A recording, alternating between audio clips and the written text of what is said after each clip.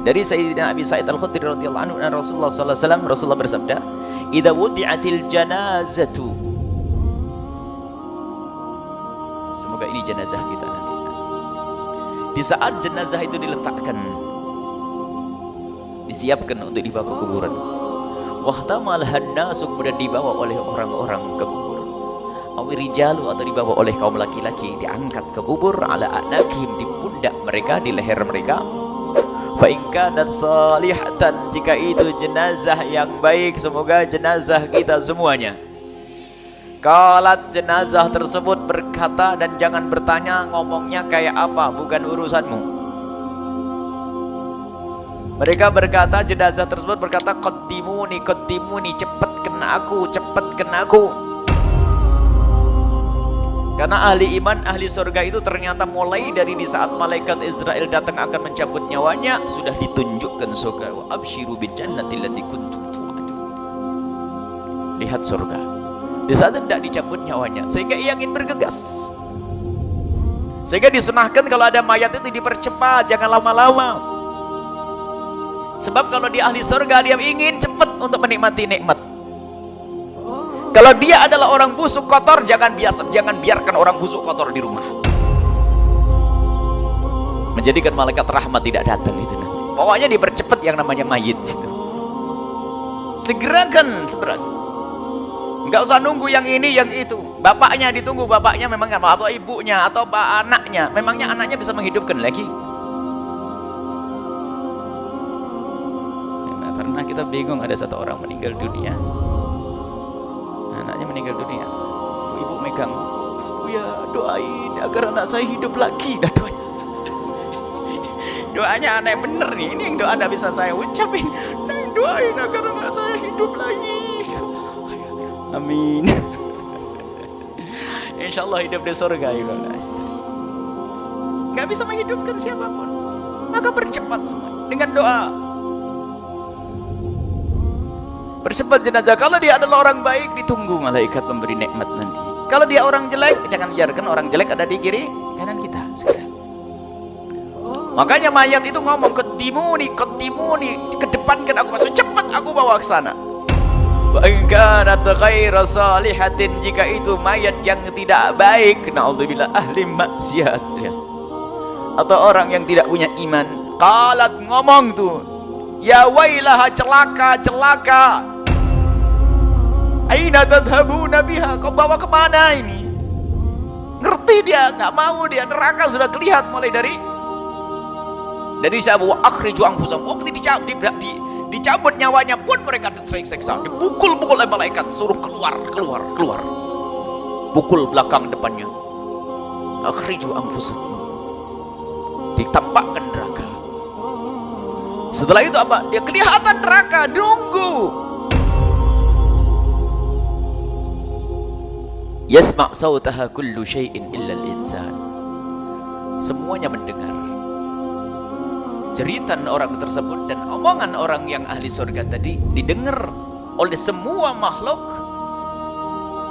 Dalam riwayat lain, at-thaqalan, kecuali jin dan manusia. Karena mereka mukallafin. Burung ngerti, ayam ngerti. Kecuali manusia.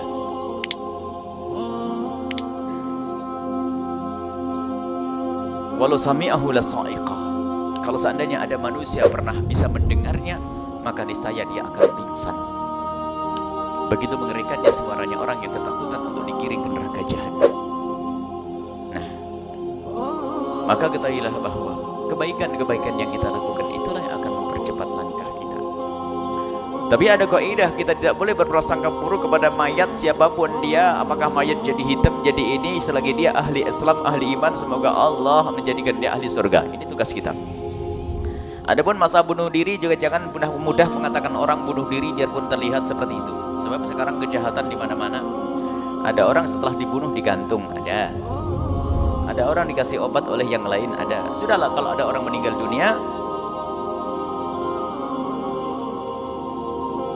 kita doakan.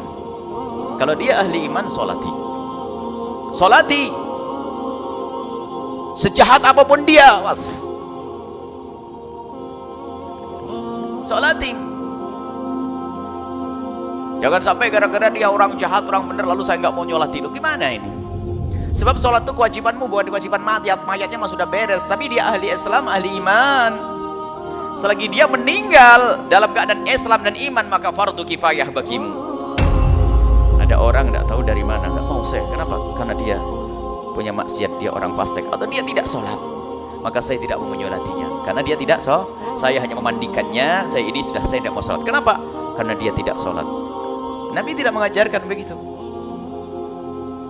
Sholat itu kebutuhan kita, karena kewajiban bagi kita. Apakah kita tidak pengen mendapatkan girodai di 2 gunung pahala? Di saat menyolati 1 gunung, mengantarkan jenazahnya 2 gunung, terserah tuh mayatnya kayak apa.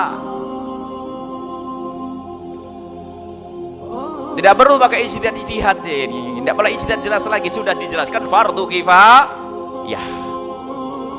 Selagi dia adalah terbukti dia Islam menurut akidah yang kau fahami, madhab yang kau mengerti, madhab Imam Syafi'i, bahwasanya dia adalah seorang dianggap Islam. Enggak, Islam sudah selesai, sholati, kafani, selesai. Oh, dia punya utang, saya tidak mau menyolati orang punya utang. Loh, kenapa? Nabi pernah tidak mau menyolati orang yang tidak punya utang. Nabi bukan tidak mau menyolati secara sesungguhnya, sebab pada akhirnya Nabi juga menyolati setelah utangnya dibayar. Bukan ente sok jadi Nabi, bukan. Jangan sampai kita semakin prasangka buruk dengan mayit. Ketahuilah waktu sakaratul maut, seorang ahli iman, biarpun di hari kemarin maksiatnya luar biasa, bisa saja merasakan muqaddimah sebelum sakaratul maut, sebelum yughargir, sebelum rohnya di tenggorokan, mungkin diberi Allah sakit untuk membayar dosa-dosanya yang kemarin. Makanya gak usah prasangka buruk dengan mayat. Selesai.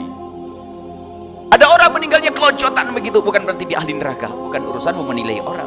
Karena apa? Mungkin itu akan dihabiskan atau diangkat derajatnya oleh Allah. Bukan berarti ini. Ada sebagian prasangka buruk, oh, kesian kelojotan matanya. Memang orang meninggal, terkagum dengan surga yang dilihatnya, malah menteleng dia. Suudon itu ya nggak boleh, suudon kepada orang mati. Bukan bagian kita. Maka tutup. Makanya kalau kita melihat orang meninggal dunia, harus lidah kita jaga. Tidak boleh ngomongin kejelekannya, baik kejelekan fisiknya atau kejelekan akhlaknya. Udkur bahasina amwatikum, sebut kebaikan-kebaikannya. Ustur masawi, tutup